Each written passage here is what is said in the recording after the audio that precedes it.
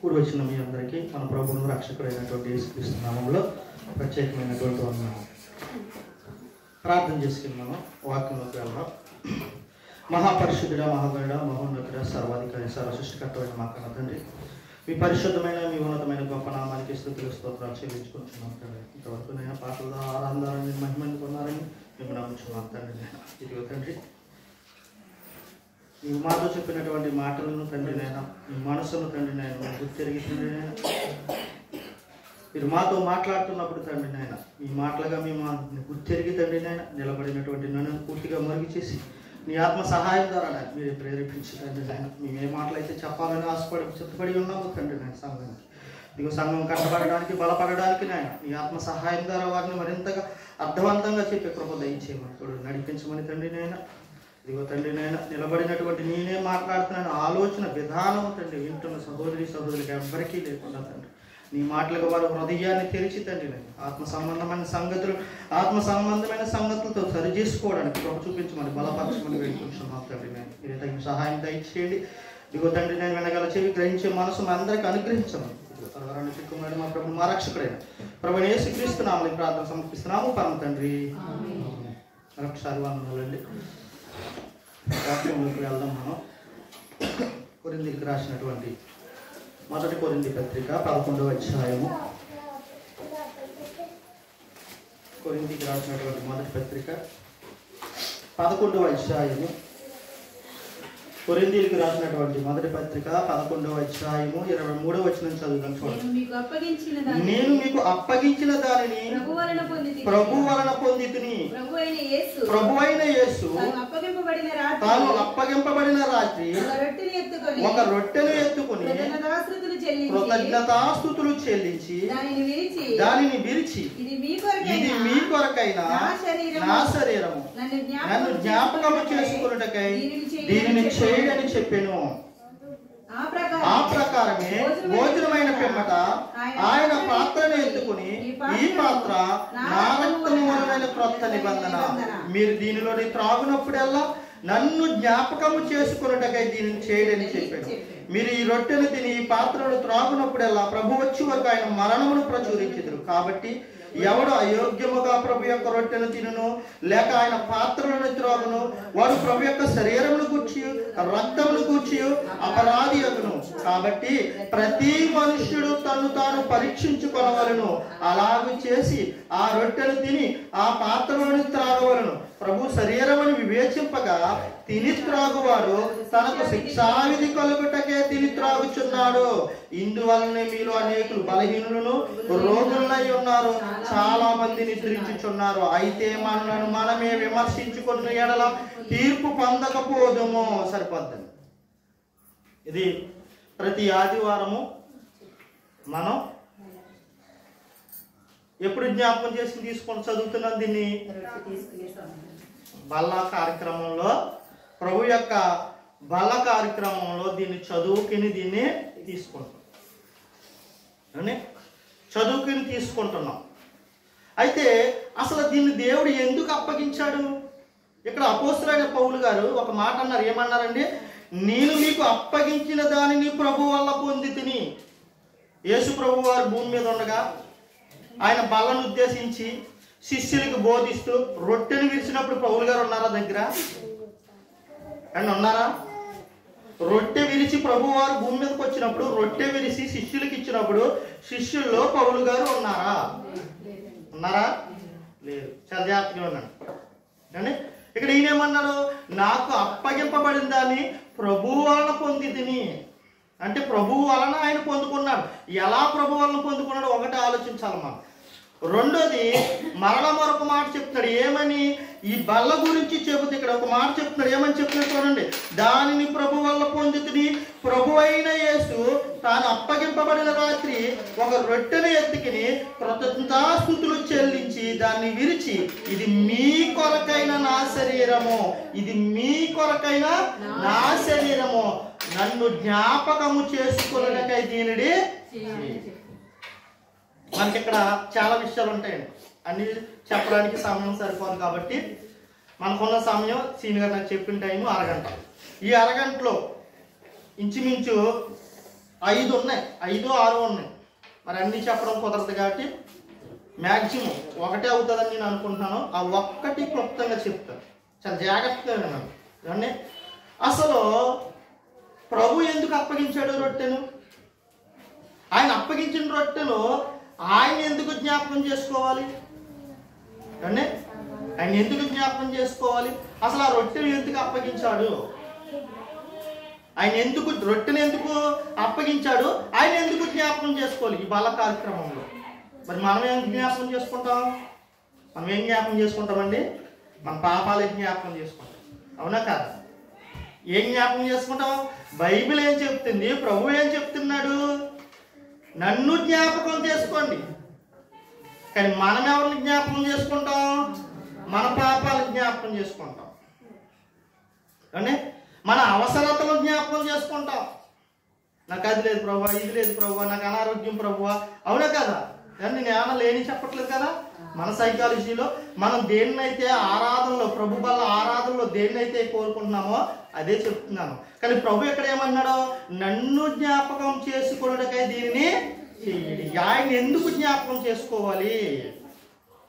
ఎందుకు జ్ఞాపకం చేసుకోవాలంటే పాపము నుండి విముక్తి ఎవరి ద్వారా వచ్చింది అంటే పాపము నుండి విముక్తి, శాశ్వత విముక్తి. ఈరోజు క్రైస్తవుడు కానివ్వండి, అన్యుడు కానివ్వండి, పరాయివాడు కానివ్వండి, ఎవరైనా దేవాలయం కనబడ్డది అనుకో రోడ్డు పక్కనే ఏమంటాడో, ఇలా ఇలా ఇలా ప్లే ఇంగ్లీష్, అవునా? ఇలా ఇలా అంటాడు, ఇలా అంటాడు. అంతేనా భక్తి అంటేనే? అదేనా దేవుని జ్ఞాపకం చేసుకోవడం అంటేని? చూడండి, మరొకసారి ఏదైనా అనుకున్న మాట అనేసాడు అనుకోండి, లేదైనా ఏదైనా ఒక దేవాలయానికి వెళ్ళాడు అనుకోండి, స్టార్టింగ్లో వెళ్ళే ముందు ఏమంటా అంటామా లేదా? ఏంటి, నేను పాపిని ప్రభువా, అవునా కదా? లెంపలేసుకుంటాం, అయిపోతుంది అంతే. లెంపలేసుకుంటే ఏమైపోతుంది? నా పాపానికి క్షమాపణ దొరికేసింది అనుకోండి. లెంపలేసుకున్నాం మనం. లెంపలేసుకున్నాం అంటే అర్థం ఏంటి? నేను పాపిని, నేను పాపం చేసాను, అనుకోని మాట ఏదో అన్నాను. కానీ లెంపలేసుకునే దానిలో అర్థమో తెలియదు మనకి. ఎందుకు లెంపలేసుకుంటాము? దాని లోతు తెలియదు. లెంపలేసుకుంటే మనం పాపం పోదో తెలియదు. అంటే ఏదైనా బలిస్తే మన పాపం పోదో తెలియదు. అసలు మన పాపం ఉందని తెలిసినప్పటికీ పాపం ఎవరి వలన, శాశ్వతంగా ఎవరి వలన పాపం బయటికి పోతుంది నాలో నుండి. నన్ను విడిచి పాపం దూరంగా ఉంటుంది. నేను పాపానికి దూరంగా ఉండాలంటే ఏ బలి అవసరం? శాశ్వతమైన బలి. 2000 సంవత్సరాల క్రితం ఈ లోకానికి వచ్చి ఏమైంది? శాశ్వత బలి ఇచ్చి వెళ్ళిపోయింది పాపం నిమిత్తం. అందుకు మనం ఏం చేయాలంట? పాప విముక్తి, పాపము నుండి విముక్తి చేయడానికి ఒక బలి వచ్చింది ఈ భూమి మీదకి. ఒక బలి ఈ భూమి మీదకి వచ్చింది, శాశ్వత బలి వచ్చింది. ప్రవచన గ్రంథంలో ఉంటుంది, మేకాలోనో మలాకి గ్రంథంలో కానీ ఉంది. అంటే శాశ్వత బలి వచ్చింది, ఈ భూమి మీదకి వచ్చిందట. బలి అవ్వడానికే వచ్చింది. ఎవరా గొర్రెపిల్ల? యేసుక్రీస్తు ప్రభు వారు ఈ లోకానికి బలిగా అవ్వడానికి, బలి అవ్వడానికే అక్కడ నుండి ఇక్కడికి వచ్చాడు ఈ భూమి మీదకి. ఎందుకంటే నిన్ను నన్ను ప్రేమించి, పాపులుగా ఉన్న మనలను ప్రేమించి పాపము నుండి విముక్తి దయచేయడానికి పరలోకము నుండి దేవుడున్న లోకాన్ని విడిచిపెట్టి ఇదిగో పాపుల మధ్య జీవించడానికి ఆయన ఈ లోకానికే వచ్చాడు. ఆయన ఉన్న రోజులు కొన్ని రోజులు ఏదో యుద్ధం చేసేసి వెళ్ళిపోయి కొంతమందిని పాపం చేసిన వాళ్ళని చంపేసి మళ్ళీ వెళ్ళిపోవాలని రాలేదు. శాశ్వత పరిష్కారం. అందుకు ఏమన్నాడు?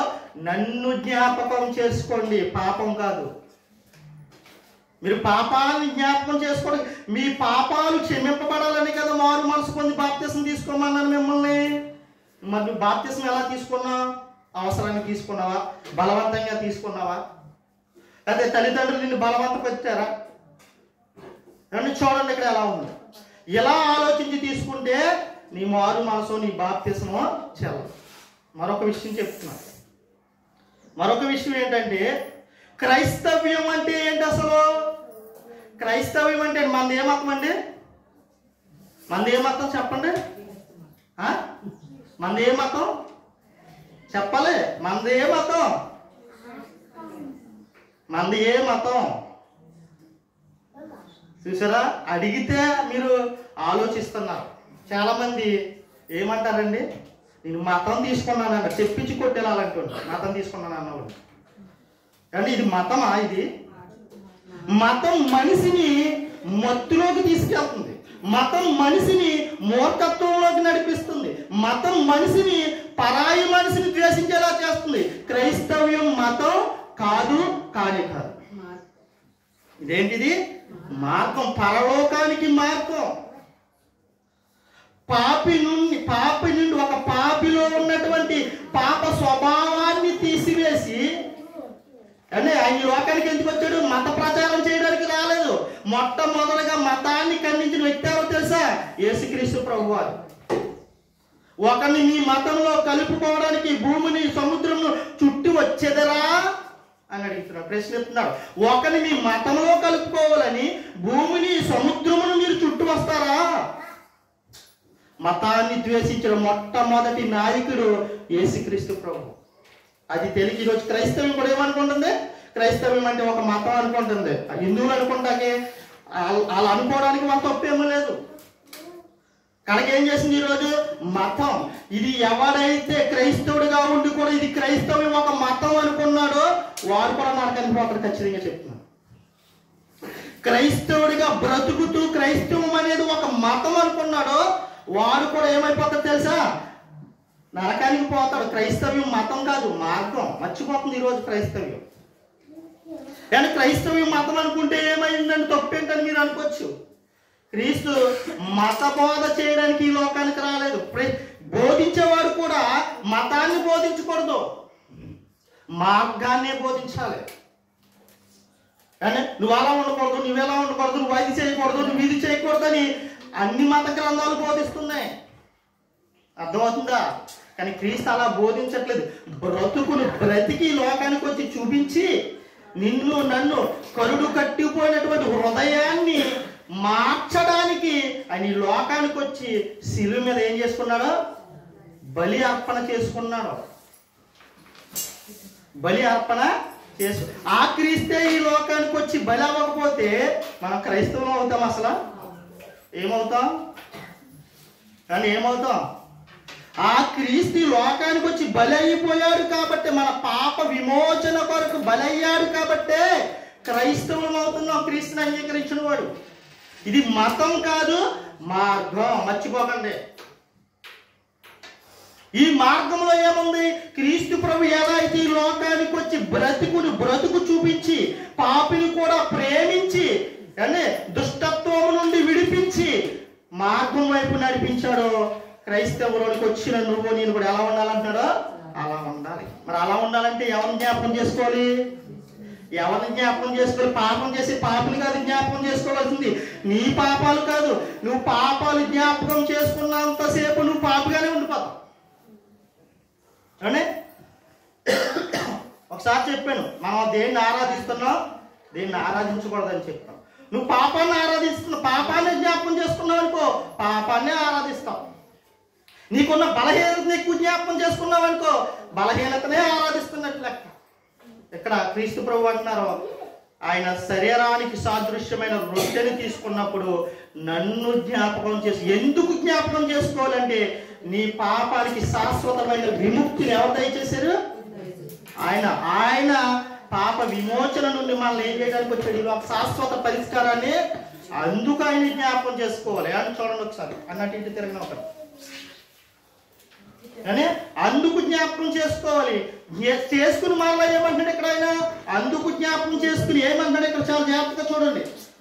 కృతజ్ఞతాస్తుతులు చెల్లించండి. కృతజ్ఞతాస్తుతులు అంటే ఏంటి అసలు? మన యొక్క ఆలోచన ప్రకారం కృతజ్ఞత అంటే ఏంటి? మనకి ఎవరైనా ఏదైనా హెల్ప్ చేస్తే వారికి థ్యాంక్స్ చెప్పండి, అక్కడతో అయిపోయింది. ఇంకా లోతుకెళ్తే దాని అర్థం ఏంటి? ఈ లోకంలో చాలా మందికి తెలిసి విషయం. కొంచెం లోతుకెళ్ళామనుకో, మనకి ఎవరికైనా సహాయం చేశారనుకోండి, థ్యాంక్స్ చెప్తాం. లేకపోతే ఇంకేం చేయాలి? ఉపకారికి పరోపకారము చేయాలి. అవునా కదా? ఉపకారికి ఏం చేయాలి? పరోపకారం చేయాలి. థ్యాంక్స్ చెప్పేసి అలా ఆపదలో ఉన్నప్పుడు పోయామనుకో, మనం పట్టించుకోకుండానే నువ్వు కృతజ్ఞత చెల్లించి బ్రతుకుతున్నట్ట. చాలా ఇక్కడే ఉంది అసలైన విషయం. కృతజ్ఞతాస్తుతులు చెల్లించమన్నారు కాబట్టి నేను ఆయన బల్ల తీసుకున్నప్పుడు ఆయన జ్ఞాపకం చేసేసుకున్నాను నామకార్థికంగా.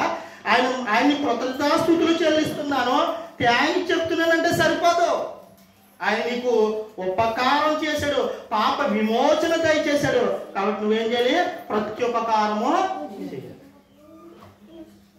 మరి ప్రత్యుపకారం ఏం చేస్తున్నావు నువ్వు? మరి కృతజ్ఞతాస్తుతులు నువ్వు ఎలా చెల్లిస్తున్నావు? బైబిల్ ఎలా చెల్లించమని చెప్పింది కృతజ్ఞతాస్తుతులు అని? నోటు మాటతో థ్యాంక్స్ చెప్పేస్తే ఆ పని మానేసి, అది చేయవలసింది మానేసి చేస్తే ఏమైనా మంచి పద్ధతి అంటారా?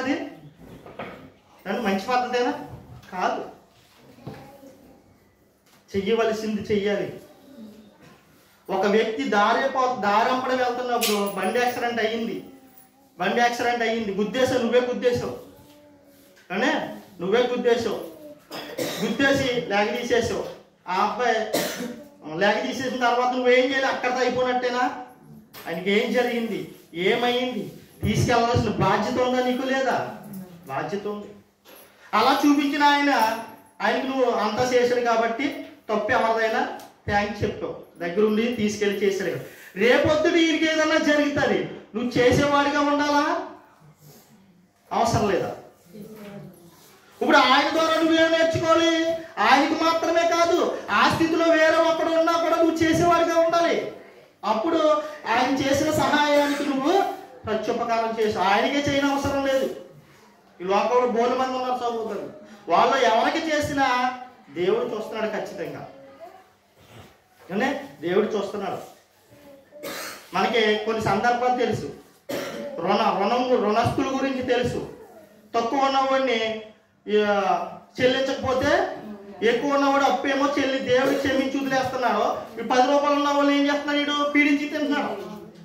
కానీ ప్రభు అప్పుడు ఊరుకున్నాడా? నీకు ఎక్కువ మొత్తాన్ని నిన్ను క్షమించి ప్రభు వదిలేసాడు, నీ యజమాని వదిలేసాడు. నువ్వు నీ కింద ఉన్నటువంటి దాసుల దగ్గర కేవలం 10 రూపాయలకి ఏం చేస్తున్నావు? ఆయన కృతజ్ఞత చూపించారు కాబట్టి నీకు ఉన్న దాసుడికి నువ్వేం చూపించాలి?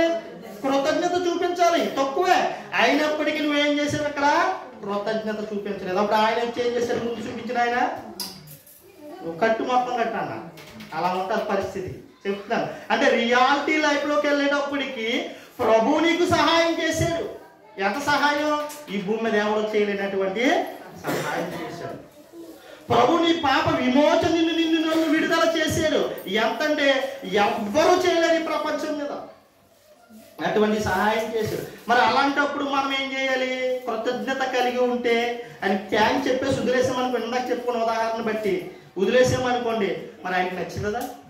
మనం ఎవరిని పట్టించుకోకుండా ఏమాత్రం బాధ్యత లేకుండా పోయామనుకోండి, ఆయనకి నచ్చిందా?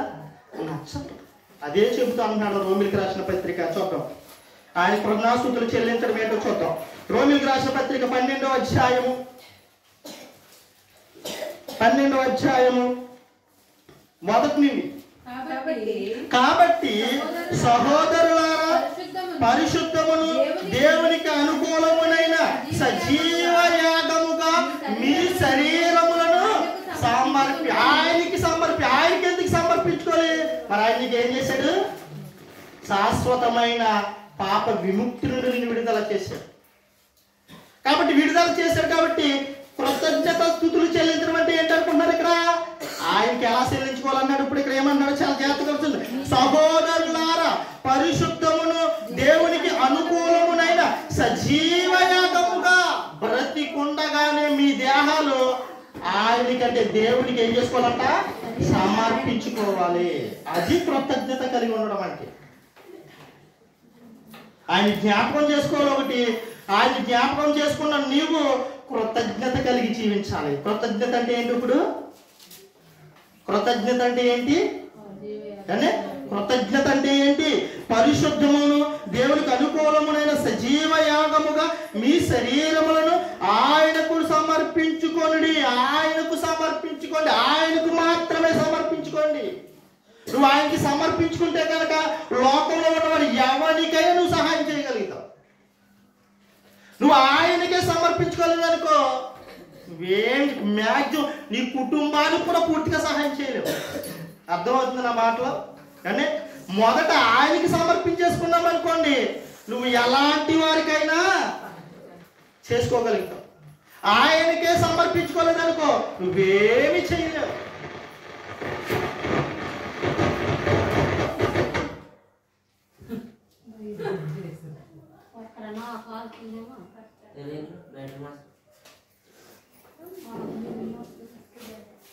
అంటే ఆయనకే మనం సమర్పించుకోవాలి.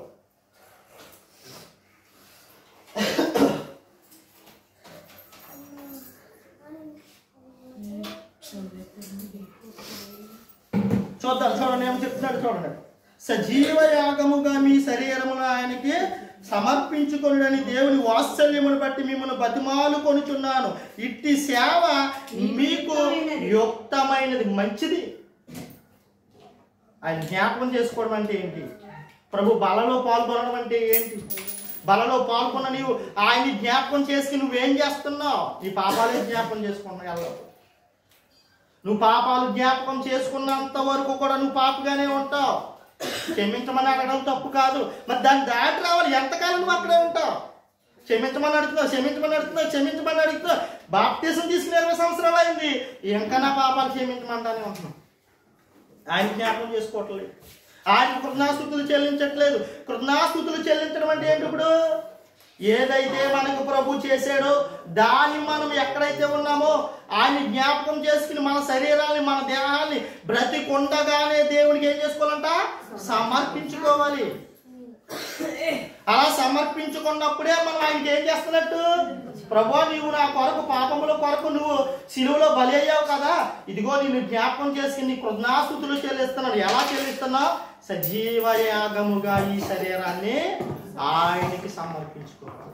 ఎవరల్లో సమర్పించుకోవాల్సింది? ఎవరండి సమర్పించుకోవాలి? చెప్పండి, ఎవరు సమర్పించుకోవాలి? సజీవ యాగముగా ఆయనకి ఎవరు సమర్పించుకోవాలి? ప్రభు చెప్తున్నాడు ఇక్కడ. మనమంటే ఎవరు?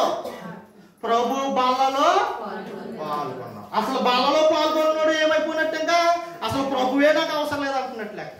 బాప్తీసం తీసుకున్నాం కానీ బల్లలోనే పాల్గొనట్లేదంటే అర్థం ఏంటో తెలుసా? అసలు నేను ఆయన జ్ఞాపకం చేసుకున్నాక ఆయనకి అవసరం లేదు, నా అవసరాల నిమిత్తం మాత్రమే నేను ఆయన్ని నమ్మాను. బాప్తీసం తీసుకుంటారండి, బల్లలో పాల్గొ. కొంతమంది నెలకొకసారి తీసుకుంటారు. అంటే మిగిలిన రోజు ప్రభు జ్ఞాపకం చేసుకోవా? అవసరం లేదా నీకు ప్రభు? కొంతమంది అంటారు పవిత్రంగా ఉండాలంటే కష్టం అవుతుందండి, నెల 1 రోజు అయితే ఏదో అడ్జస్ట్మెంట్ అవుతానండి, అన్ని వారాలు అంటే నా వల్ల కాదండి. చూడండి, ఆయన ఒకరోజు ఒక వారం ఉండమని చెప్పట్లేదు. బ్రతికొండగా నువ్వేం చేయాలని? సజీవ యాగముగా ఏం చేయాలి? నువ్వు ప్రభువుకి సమర్పించుకోవాలి. ఎందుకు ఉండలేవు? అలా ఉండకపోతే పోతావు నరకానికి ఖచ్చితంగా. అంటే నేను నెలకొకసారి మాత్రమే తీసుకుంటాను, ఆ 1 రోజు మాత్రమే పవిత్రంగా ఉంటానంటే శరీర క్రియల గురించి చెప్పట్లేదు. ఆయన కేవలం శరీరంలో నేను దాన్ని ముట్టుకోకూడదు, దీన్ని ముట్టుకోకూడదు, లేదా అక్కడికి వెళ్ళకూడదు, ఇక్కడికి వెళ్ళకూడదు, భర్తతో సంసారం చేయకూడదు, అధికారి చెప్తుంటా. నీ హృదయంలో గూడు కట్టుకుపోయి చూసావా? పాప సంబంధమైన పాప స్వభావము, దాని నుండి నువ్వు పిలిపించుకుని బయటికి రావాలి. దాని గురించి చెప్తున్నాడు. ఆయన వచ్చిందే నిన్ను పవిత్రం చేయడానికి. ఆయన జ్ఞాపకం చేసుకొని పవిత్రంగా బ్రతకమంటే నేను నెలకు 1 రోజు మాత్రమైతే నేను బ్రతికితాను తప్పండి, అన్ని వారాలు బ్రతకాలని నా వాళ్ళు కదా. 1 రోజు తీసిన ఆదివారం అంటే నెలకు 4 ఆదివారాలు 4 ఆదివారాలు తీసిన అప్పుడు మాత్రమే బ్రతికితే సరిపోద్దా? మరలా సరిపోదు. నీ జీవిత కాలం అంతా కూడా నువ్వు బ్రతకాలి. నువ్వెప్పుడైతే ఏ రోజైతే బ్రతకవు అప్పుడు సావు వచ్చింది అనుకో, పోతావు నరకానికి. అంతే. ఏమి ముందు ఎన్ని చేసినా నేను జ్ఞాపకానికి తెచ్చుకోడు ప్రభు. నువ్వు మరణకాలం నీకు సమీపించినప్పుడు నీ బ్రతుకు ఎలాగుంది? అంటే 10 సంవత్సరాలు చాలా విస్తారంగా కష్టపడ్డానండి, నేను చాలా సేవ చేసేసానండి, కాబట్టి నేను వెళ్ళిపోతానని ఇప్పుడు ఎలా బ్రతికేసినా, నేను వ్యభిచారం చేసినా, నేను దొంగతనం చేసినా వెళ్ళిపోతాను పరలోకం అంటే నీ మూర్ఖత్వం అవుతుంది. అది అవుతుంది. అర్థమవుతుందండి మీకు? కాబట్టి నువ్వు ఎలా ఉండాలి? ఎల్లప్పుడూ కూడా ఆయన కృతజ్ఞతాస్తుతులు చెల్లించడం అంటే ఎల్లప్పుడూ నీ సజీవ యాగంగా నీ దేహాన్ని ఆయనకి సమర్పించుకోవాలి. మరొక మాట కూడా చూసుకుందాం. చూడండి, మరొక మాట చూసుకుందాం. కొలసీలకు రాసిన పత్రిక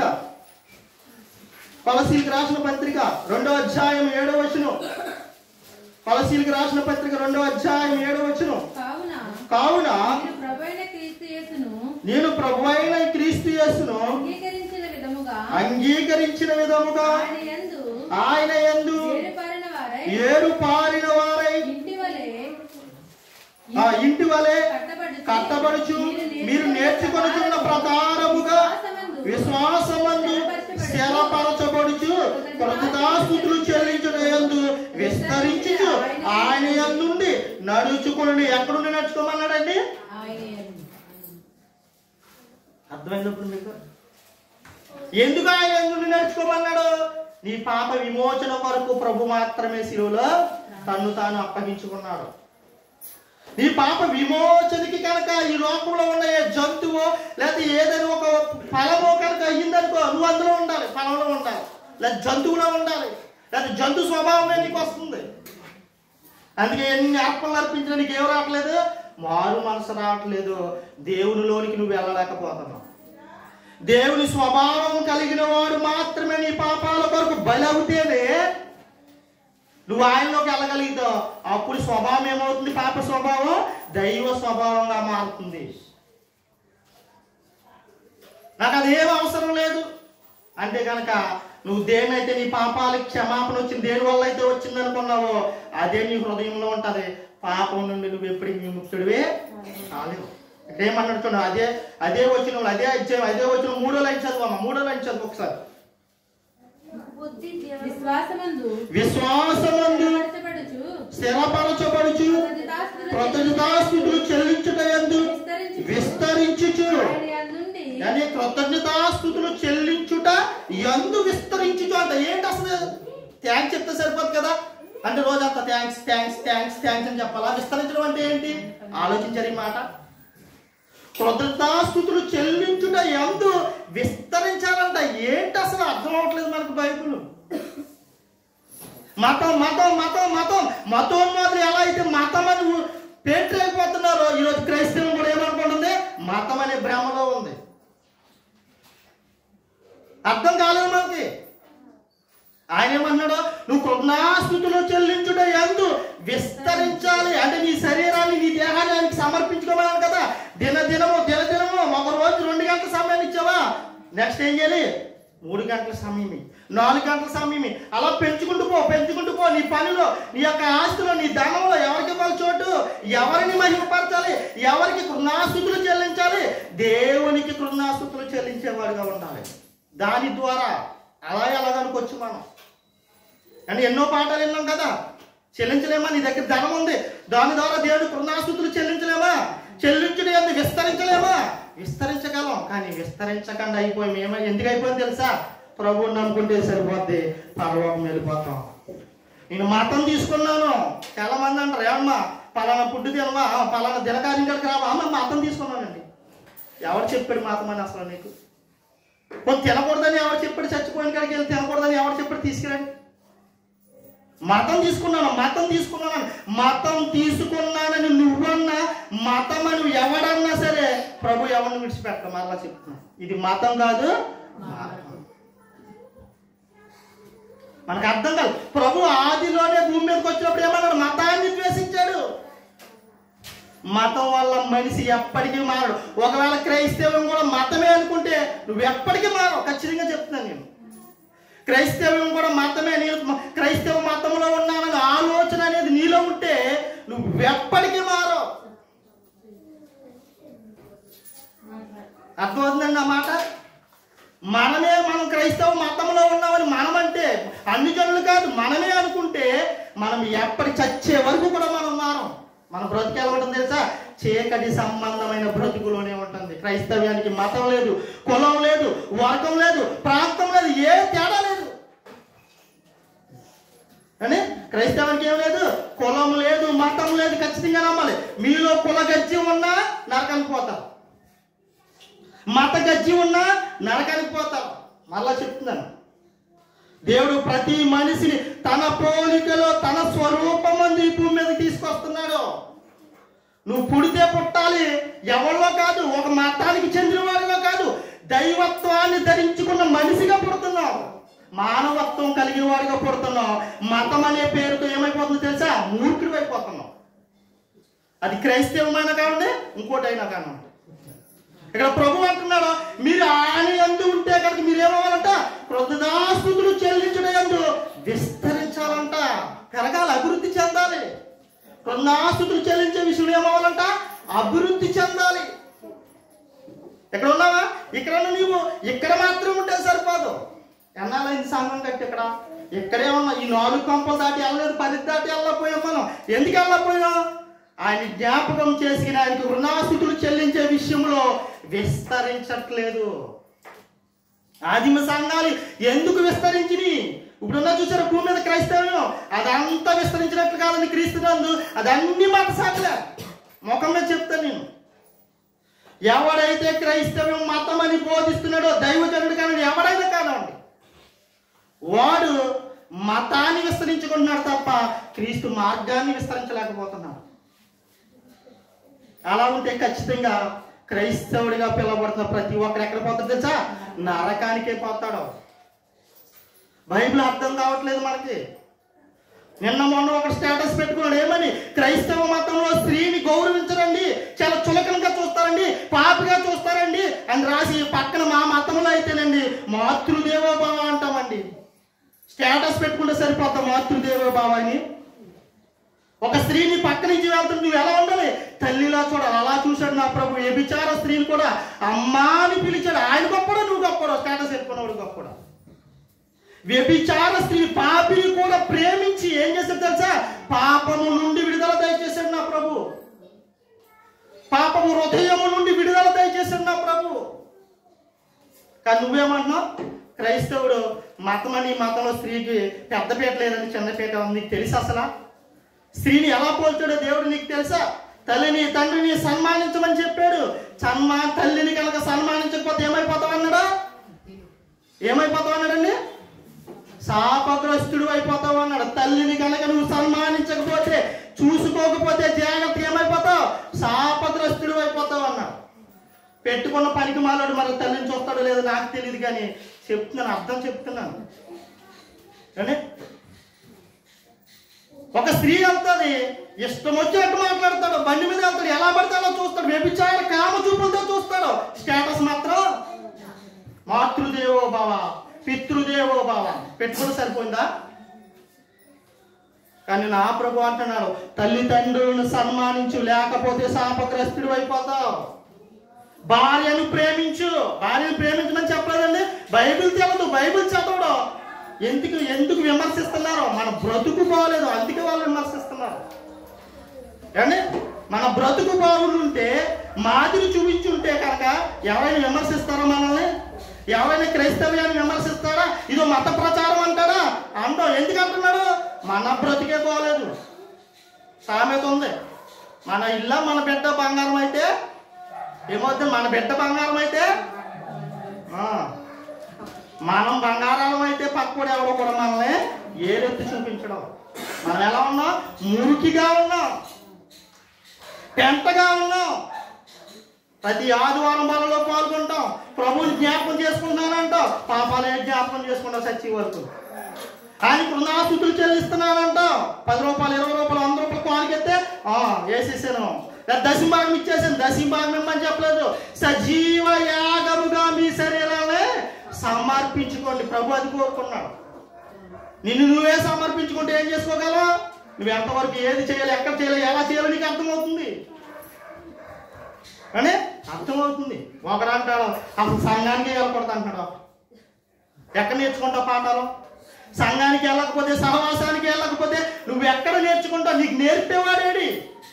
ఒకడు అంటున్నాడు వాళ్ళు చేసేది వ్యర్థారాధన అండి, మీరు ఎంత చెప్పినా అవసరం అండి, బయటకు వచ్చేది అంటున్నాను. కానీ నా తల్లిదండ్రులు నా బిడ్డనైతే నేను వదిలేసుకుంటానా? వెళ్ళిపోతానా? నా బిడ్డలు మారట్లేదని వదిలేసుకుంటానా? దేవుడు అది కాదు నేర్పింది నాకు. సంఘం ఒక కుటుంబం అని నేర్పాడు. సంఘం బిడ్డలని నేర్పాడు. సంఘంలో తల్లిదండ్రులని నేర్పాడు. నువ్వు వాళ్ళ దగ్గరే ఉంటే, వాళ్ళకి అలా బోధిస్తుంటే నువ్వు కూడా నరకానికి వెళ్ళిపోతావు అన్నాను.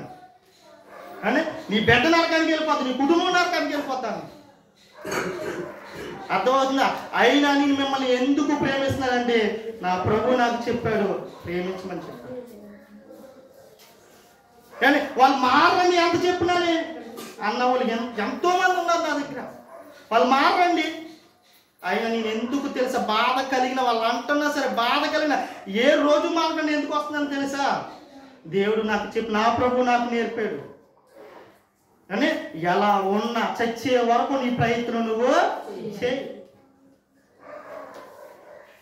నా శ్వాస నా గుండెల్లో నుండి నా యొక్క శ్వాస ఈ యొక్క శ్వాసలో నుండి బయటికి వచ్చే వరకు కూడా నేను వదలని చెప్పాడు. నన్ను అసహించుకున్నా నేను వదలన్నా. మీరైతే ఏమంటారండి? మీ ఇంటికి వచ్చి నువ్వు నీ కుటుంబం నరకానికి వెళ్ళిపోద్దంటే ఏమంటారు మీరు? ఊరుకుంటారా? ఏమనలేదు, దేవుడికి ప్రార్థన చేసుకున్నాను. లెటర్ రాశాడు, పైగా లెటర్ తెలుసా? లెటర్ రాశాడు. అర్థమవుతుంది మీకు? చెప్పాడు వినలేదు. లెటర్ రాసి 7 పేజీలు లెటర్ రాసి ఇచ్చాడు నాకు, చదువుకో. అర్థమవుతుందండి? అయినా ఎందుకు? క్రీస్తు ప్రభు చెప్పాడు, పాపిని కూడా ప్రేమించు. సంఘం అంటే కుటుంబం. సంఘాన్ని ప్రేమించు, సంఘాన్ని కట్టు. సంఘం కోసం నువ్వేం చేయాలి? సజీవ యాగంగా నీ శరీరాన్ని ఏం చేసుకోవాలి? దాంతో సమస్తాన్ని సమర్పించుకోవాలి. మీటింగ్ పెట్టావు, మీటింగ్ పెట్టమంటాడు ఒకడు. మీటింగ్ లో దేవుడికి మహిమ లేదని కూడా ఒకడు. అలా ఏం చేయరు, ఎందుకని చేసిన వాళ్ళని చేయను. ఒకడు అంటాడు, భోజనాలు ఎందుకు ఎత్తారండి? ఆ భోజనాల కోసం మైక్ సెట్లు కొనుక్కోపోరండి అక్కడ. కానీ ఎలా మాట్లాడతారని చేసేవాళ్ళు చూసి రకరకాల మైకులు కొనుక్కోపోరు. మనం అక్కడికి వెళ్ళిపోయి వాక్యం ప్రకటించేద్దాం, ఎక్కడికి వెళ్ళిపోయి వాక్యం ప్రకటించేద్దాం. భోజనాలు మానేసి మైకులు కొనాలంటే కొనకూడదు. ఇప్పుడు భోజనాలు ఎట్టిన తర్వాత కొనొచ్చా లేదా? ఎలా పడితే అలా మాట్లాడతారండి. నువ్వు అన్ని జనులు పిలిచావు, ఒక కూడికిని ఏర్పాటు చేసావు, ఒక కారణం ద్వారా కూడికిని ఏర్పాటు చేసావు. దేవునికి మహిమ కలగాలనుకున్నావు, దేవుని మహిమార్థమై జరగాలనుకున్నావు. మరి అలా చేసే ప్రాసెస్లో అది పెట్టకపోతే ఎలాగండి? ప్రభు ఏమన్నాడు? వెళ్ళి బట్టలు లేని దిగాంబం చూసి వెళ్ళి సరి కాసుకో, మంట వేసుకో అని చెప్పాడా? వస్త్రాలు ఏమని చెప్పాడా? ఆకలితో ఉన్నవాడిని ఏమని చెప్పాడు? కడుపు కాల్చుకోమని చెప్పమన్నాడా? అన్నం పెట్టమని చెప్పాడా? విందుకు పిలిచికి రమ్మని చెప్పలేదా ప్రభు? ఏంటండి ఏం మాట్లాడతారో తెలుసండి? పరిపూర్ణ ప్రేమ లేకపోతే ఇలాగే మాట్లాడతారు. అర్థమవుతుంది మీకు? అయినా ఎందుకున్నాను? నా ప్రభు నాకు నేర్పిన పద్ధతి. విస్తరించు, పనిచేయి, కష్టపడు. నువ్వేమి చేసినా నువ్వు ఎవరి నిమిత్తం చేయాలన్నాడో? ప్రభు నిమిత్తమే చేయి. మీరు ఏ చిన్న పని చేసినా ప్రభు నిమిత్తమే చేయాలి. తర్వాత ఏమన్నాడు? చదువమ్మా. 2 వాక్యాలు చూసినప్పుడు టైం అయిపోయింది. మా సీనియర్ ఇచ్చిన టైం. నేను ఏం చేయాలి నాకు అర్థం కావట్లేదు. ఆయన యందుండి నడుచుకోవాలి. చూసారండి, కృతజ్ఞతాస్తుతులు చెల్లించంట. ఎవరి యందుండి నడుచుకోవాలంట?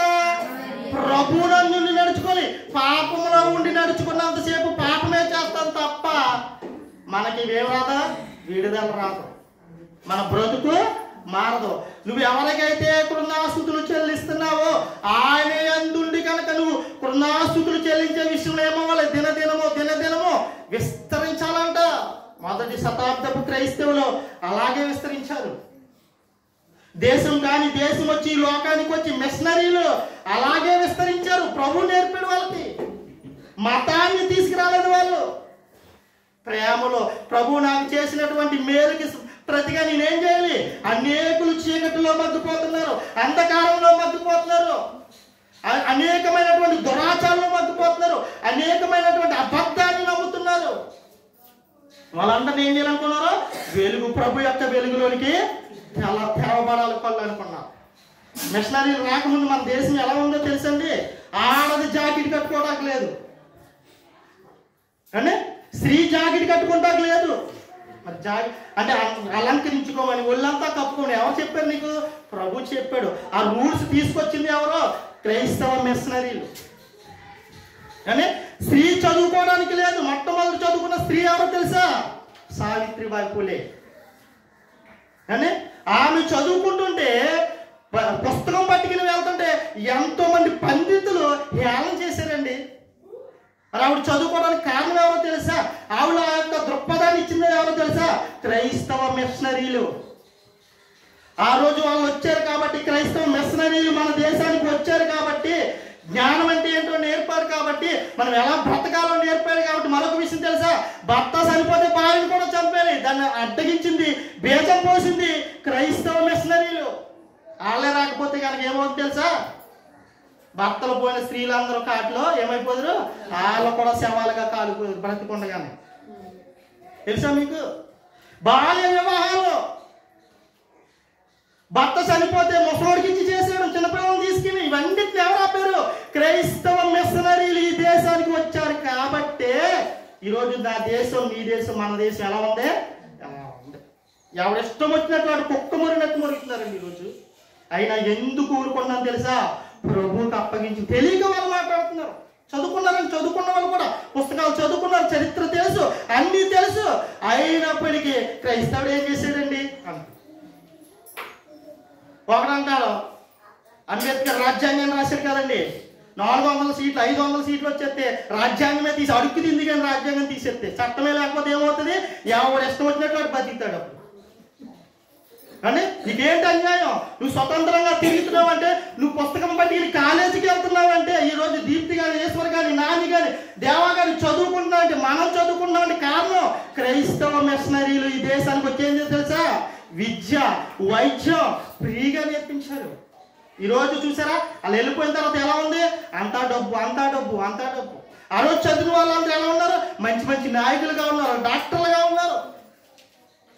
అంటే డాక్టర్లుగా ఉన్నారు, నాయకులుగా ఉన్నారు, మంచి మంచి స్థితిలో ఉన్నారు, సమాజానికి సేవ చేసే స్థితిలో ఉన్నారు. మన బ్రహ్మం గారు ఈయన తెలుసు కదండి, భాస్కర్ రావు గారు డాక్టర్. ఆయన ఎక్కడ చదివాడు అడగండి? ఆయన బైబిల్ అంతా తెలుసు. ఆయన ఎక్కడ, ఏ స్కూల్లో చదివాడు? మిషనరీ స్కూల్లో చదివాడు. డాక్టర్ నిమ్మల రామరెడ్డి ఎక్కడ చదివాడు? Missionary school. ఆ స్కూలే లేదు అప్పుడు. నువ్వు స్కూల్ కడతావు ఏమని? డబ్బు గుంజుకుంటా కడుతున్నావు. ప్రభుత్వం ఏం చేసింది ఈరోజు? వాళ్ళకి అమ్మేసుకుంటుంది, డబ్బులు తీసుకున్న ఆ డబ్బులు మన మీద దోసుకుంటున్నారు వాళ్ళు. నువ్వు 1000 రూపాయలు సంపాదించి నీ దగ్గర డబ్బులు ఉన్నాయా? దేనికి పోతున్నాయి? ఒకటి చదువుకు పోతుంది, 2 ఆరోగ్యానికి. మరి క్రైస్తవ మిషనరీలో వచ్చి ఏం చేయాలి తెలుసండి? అనేక హాస్పిటల్ కట్టారండి ఈ దేశంలో. పని ఏంటి అసలు? అన్ని నేల మతం మారమన్నారా? నువ్వు హాస్పిటల్కి వెళ్ళినప్పుడు ఎవరికైనా చెప్పాడా? కానీ మిషనరీ స్కూల్, మిషనరీ హాస్పిటల్కి వెళ్ళిన వాళ్ళు ఉన్నారు. మిశ్రమ హాస్పిటల్ అక్కడికి వెళ్ళిన వాళ్ళు ఎవరైనా మిమ్మల్ని ఏ రోజు మీ బిడ్డలు కని ఉంటారు కదా కొంతమంది అండి అక్కడ. మీ బిడ్డలకు అన్నప్పుడు వాళ్ళు ఏమన్నా మిమ్మల్ని మతం మారండి, క్రైస్తవ మతం అని చెప్పారు, బోధించారు? వాళ్ళు చెప్పలేదు, సేవ చేశారు. చీకటిలో మగ్గిపోతున్న వారికి వెలుగును చూపించారు. అంటే అర్థమవుతుందా? వెలుగును చూపించారు. అది చేసి అది కృతజ్ఞతాస్తుతులు కలిగి ఉండమంటే, చీకటిలో బ్రతుకుతున్నటువంటి అంధకార సంబంధం వాళ్ళప్పుడు బీజం ఎత్తే, ఇది ఇప్పుడు మనం చదువుకుంటున్న బైబిల్. అసలు చదివేలేదంటే బైబిల్ చదవగలమా? మొట్టమొదటి భారతదేశంలో మొట్టమొదటిగా ముద్రించిన గ్రంథం ఏంటో తెలుసా? బైబిల్ అండి. విలియం కేరీ తన కుటుంబంతో, భార్య గర్భంతో ఉండగా కూడా ఈ దేశానికి వచ్చి ఎన్నో దినాలు సముద్రంలో ప్రయాణం చేసి ఈ దేశానికి వచ్చి సేవ చేస్తే, ఇది మాత్రమే కాదు, ఇతర గ్రంథాలను కూడా ముద్రించాడు. ఎందుకో తెలుసా? నీకు జ్ఞానం వస్తుంది, కొంతకాలం చదువుకుంటావు. ఇది మాత్రమే కాదు, అన్ని గ్రంథాలు చదవాలి. అన్నిట్లో దేవత్వం ఎక్కడుందో నీకు ఏది చదవకుండా మురుకుల్లో మాట్లాడతాడు ఎవరు పడతాడు. ఈరోజు క్రైస్తవుడు కూడా అలాగే ఉన్నాడు. బైబిల్ చదవడం పూర్తిగా ఎవరు చెప్తే ఏది చెప్తే అదే నమ్మేస్తాడు. నువ్వు చదువుకుంటున్నావు అంటే కారణం ఆనాడు వచ్చినటువంటి మిషనరీల జీవితాలు త్యాగం, సజీవయాగముగా దేవునికి సమర్పించుకున్నారు. అందుకే దేశం కానీ దేశం వచ్చి తన కుటుంబాన్ని కారులో సజీవ దహనం చేసినా సరే ప్రభు నాకు అప్పగించిన పని నేను విడిచిపెట్టకూడదు అనుకున్నాను. జాన్ గుట్టనబర్గ్ అచ్చు యంత్రానికి అనుకున్నాడు. ఎవడో క్రైస్తవుడు. అచ్చేయించడం మానేస్తావు నువ్వు అంటే. థామస్ ఆల్వా ఎడిసన్ ఎవరు? బల్బు కనిపెట్టాడు. బల్బు పెట్టుకుంటూ మానేస్తావు నువ్వు. ఇష్టం వచ్చినట్టు మరుగుతుందని ఈరోజు ప్రపంచం. క్రీస్తు యొక్క గొప్పతనం, ఔన్నత్యం తెలియకుండా ఎందుకు మరుగుతుందో, ఎందుకు మోగుతుందో తెలుసా? మన బ్రతుకులు, మన బంగారాలు పోలేదు. ఆనాడు వాళ్ళు ఉన్నట్లు మిషనరీల జీవితాలు ఒకసారి జ్ఞాపకం చేసుకుని, గుర్తు చేసుకుని, బైబిల్లో ఉన్నటువంటి భక్తుల యొక్క జీవితాలు జ్ఞాపకం చేసుకుని మనం ఆలోచించగలిగితే మనం ఏం చేయాలో మనకు అర్థమవుతుంది. అలా ఏం చేస్తే తెలుసా? దేశం కాని దేశం వచ్చి ఎవరో తెలియకపోయినా సరే ఎక్కడెక్కడో ఉంటూ మనిషి, సాటి మనిషిని ప్రేమించు. అదే కదా ప్రభు చెప్పింది, నిన్ను వలే నీ పొరుగు వారిని ప్రేమించు. ఆ ఒక్క మాట ద్వారానే, ఆ ఒక్క మాట హృదయాల్లో పెట్టుకుని, గుండె లోతుల్లో పెట్టుకుని, దేశం కాని దేశం వచ్చి కుటుంబాలు త్యాగం చేసుకుని వాళ్ళు ఏం చెప్తున్నారు తెలుసా? ప్రభుకి నా స్తుతులు చెల్లించుట యందు విస్తరించుతున్నారు. ఎందుకు విస్తరించున్నారో? వాళ్ళు ఎవరు యందు ఉన్నారో? ప్రభువునందు ఉన్నారు. అవును కదా? ఏమని ఉందమ్మా అక్కడ? ఒకసారి చదువు. ఆయన యందుండి నడుచుకున్నారు. ఈరోజు క్రైస్తవ్యం క్రీస్తు నందుండి నడుచుకోవట్లేదు. కొంత లోకం, కొంత క్రీస్తు. ఇబ్బందులు ఉన్నాయేమో లోకం, ఏ ఇబ్బంది లేనియేమో క్రైస్తవం.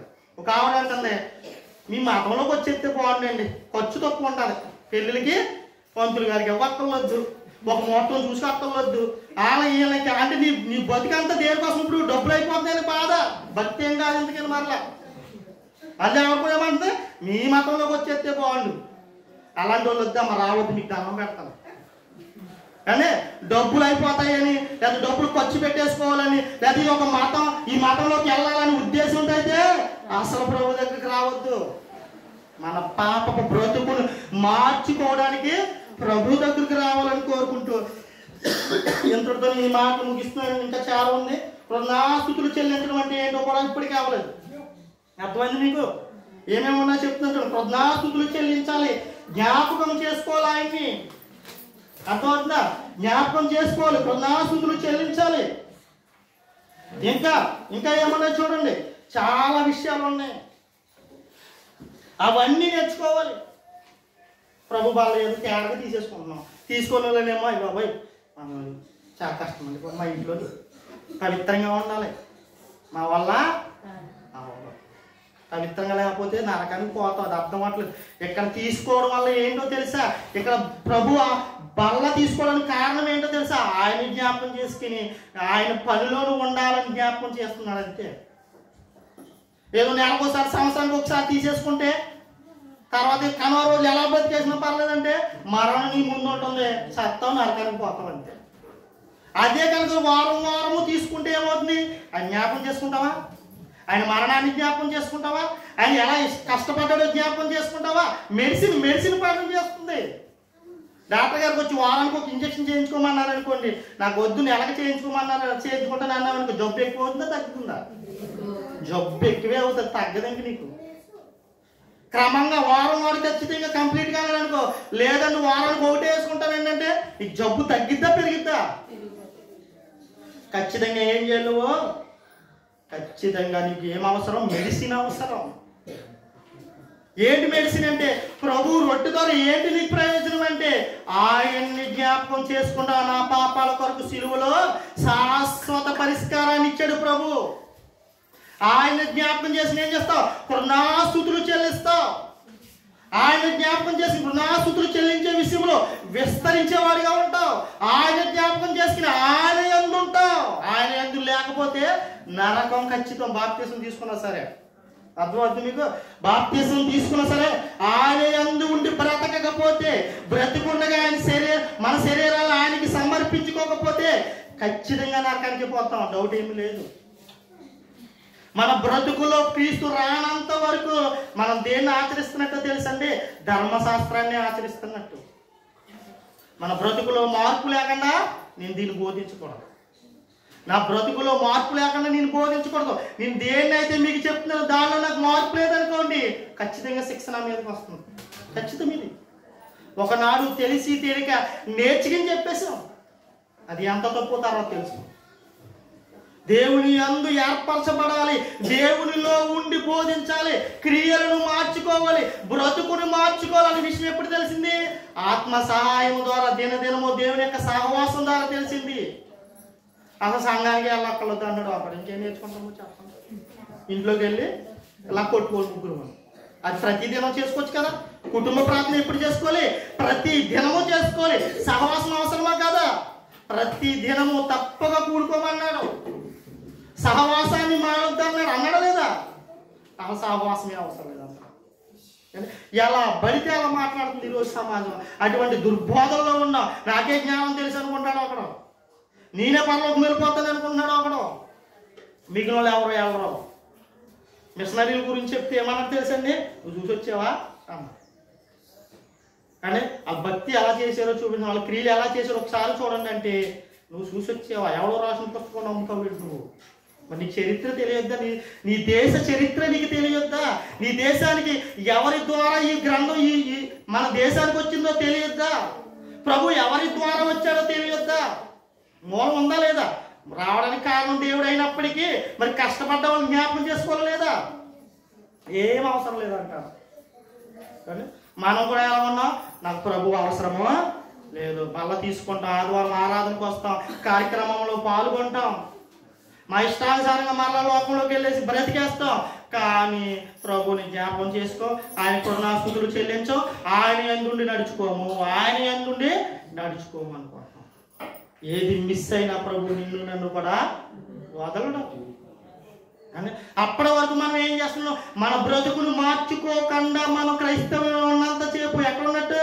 మతంలోనే ఉన్నట్టు. మన బ్రతుకును మార్చుకుని కృతజ్ఞతాస్తుతులు చెల్లించి ఆయన యందుండి నడుచుకుంటే కనుక ఎక్కడ ఉన్నట్టు? ఆయన మార్గంలో ఉన్నట్టు.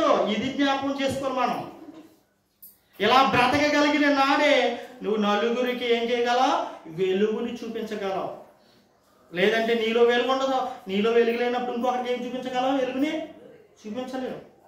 కాబట్టి నీలోకి నాలోకి వెలుగు రావాలంటే ఆయన యందుండి నడుచుకోవాలి.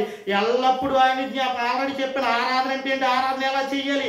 ఏ స్థితిలో ఉండి చేయాలి? ఎల్లప్పుడు ఏం జ్ఞాపకం చేసుకోవాలి చెప్పిన లేదా? ఎలా ఆ స్థితికి వెళ్ళగలిగిన నాడే అన్ని విషయాలు మనకే తేట తెల్లగా అర్థమవుతాయి. ఈరోజు యవ్వనస్తులు ఉన్నారు, వాళ్ళకి ఇంకా అర్థం కావట్లేదు. దేవుడికి చేతి కనుకుంటున్నారు. చుట్టూ ఉన్న పరిస్థితులు అలాంటి చాలా ప్రమాదకరంలో ఉన్నాం. వాళ్ళకి ఎందుకు అర్థం కాలేదు ప్రభు గురించి? వాళ్ళకి అర్థం కాదు. లోకం చాలా అందంగా కనబడుతుంది. అంటే లోకం అందంగా కనబడుతుంది. లోకం చూడండి, క్రైస్తవం ఒక మనిషిని భక్తి మార్గంలోకి నడిపిస్తుంది, అదే వ్యక్తిని పాప మార్గంలోనికి నడిపిస్తారు. ఎగ్జాంపుల్ చెప్తున్నాను. మీటింగ్ పెడితే మీటింగ్లోకి వచ్చి చక్కగా దేవుడి పాట పాడావు. లోకంలోకి వెళ్ళి ఏం చేసావు? పాపపు వేషాలు వేసావు. చూసావా? లోకానికి నీ క్రైస్తవ్యానికి ఉన్న తేడా. భక్తిలోనికి నడిపిస్తుంది క్రైస్తవ్యం, లోకం నిన్ను చీకటిలోనికి నడిపిస్తుంది, పాపంలోనికే నడిపిస్తుంది. నువ్వే పనులు చేయ లోక సంబంధమైంది పాపమే. క్రైస్తవులు ఈరోజు చాలా మంది క్రైస్తవులకు కూడుకోవాలి, ఒక మీటింగ్ పెట్టుకోవాలని లేదండి. కోడి పందాలు ఎక్కడ జరుగుతున్నాయి? క్రైస్తవులే. పేకాట ఎక్కడ జరుగుతుంది? క్రైస్తవులే. పొగోడు ఎక్కడ వేస్తాడు? మందు ఎక్కడ తక్కువగా వస్తుంది? ఇదే చూసుకుంటున్నాడు. చూసారా? దాన్నే ప్రేమిస్తున్నాడు. అది తీసుకొచ్చి మరలా ఎక్కడ ఆడుతున్నాడో? క్రిస్మస్ లో కలిపాడు. క్రిస్మస్ కూడా ఏమన్నా ఇప్పుడు వీడికి? మందు ఉండాలి, విందు ఉండాలి, చికెన్ ఉండాలి, మొక్క ఉండాలి, లేకపోతే పండగే. అసలు క్రైస్తవ్యం అంటే ఏంటి? క్రిస్మస్ అంటే ఏంటి? క్రీస్తు గొప్పతనం ఏంటి? అసలు ఈ దేశానికి క్రైస్తవ్యం ఎలా వచ్చింది? నేను బట్టలు ఎలా వేసుకున్న కారణం ఏంటి? గోసేటికి తిరగాలి నేను, లేకపోతే క్రైస్తవం ఈ దేశానికి రాకపోతే నేను గోసేటికి నుంచోళ్ళు మీ ముందు. ఇప్పుడు బట్టలు వేసుకుంటాకు లేదు, అర్హత లేదు. ఎవరు వేసుకోలేదు? పెద్దోళ్ళు వేసుకోవాలంట, మనం వేసుకుంటాకు లేదు. మీరు జాకెట్లు కట్టుకుంటాకు లేదు, జాకెట్ లేకుండానే ఉండాలి. అంటే మీరు ఇలాగే ఉండాలి. ఇదే సంస్కృతి ఒకనాడు. దాన్ని మార్చింది ఎవరో? క్రైస్తవ మిషనరీలు మార్చారు. రమ్మంటే ఒకవేళ కాదంటే రమ్మని సమాధానం చెప్తాను, ప్రూఫ్స్ చూపించి చెప్తాను.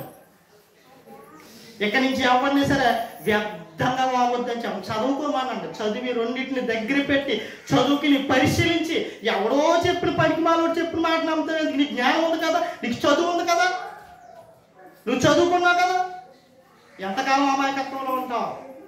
ఒకసారి తెలియక ఈశ్వరు అన్నాడండి, ఇంచుమించు ఛానల్ అయిపోతుంది.